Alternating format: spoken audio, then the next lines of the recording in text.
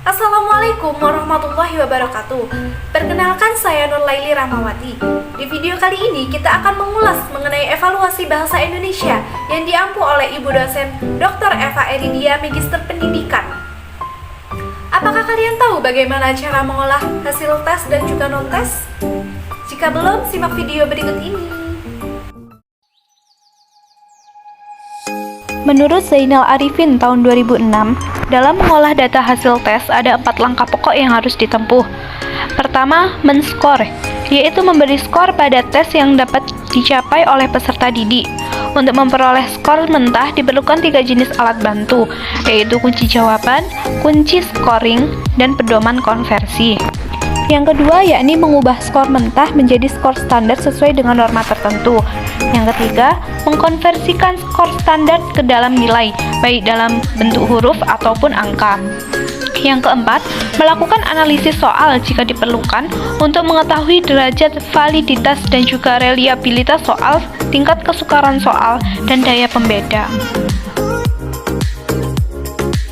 Apakah kalian tahu bagaimana pengolahan data hasil penilaian non-tes? Pengolahan data hasil penilaian non-tes. Pengolahan hasil data wawancara dan kuesioner. Untuk pengolahan dan analisis data hasil wawancara dan kuesioner, pada umumnya dimulai dengan mencari frekuensi jawaban responden untuk setiap alternatif yang ada pada setiap pertanyaan.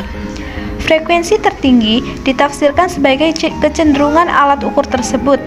Sebaliknya, frekuensi paling rendah dapat ditafsirkan sebagai kecenderungan jawaban yang tidak menggambarkan pendapat kebanyakan responden.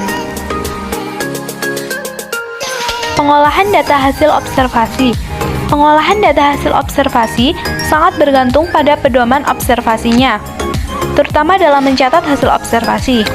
Hasil observasi dinyatakan dalam bentuk pernyataan-pernyataan sebagaimana adanya yang tampak dari perilaku yang diobservasi, diolah dengan melakukan analisis dan interpretasi seluruh hasil amatan tersebut. Dengan kata lain, dengan menggunakan analisis kualitatif, sudah barang tentu sifatnya subjektif, yakni dipengaruhi oleh pengamatannya. Pengolahan data skala penilaian atau skala sikap.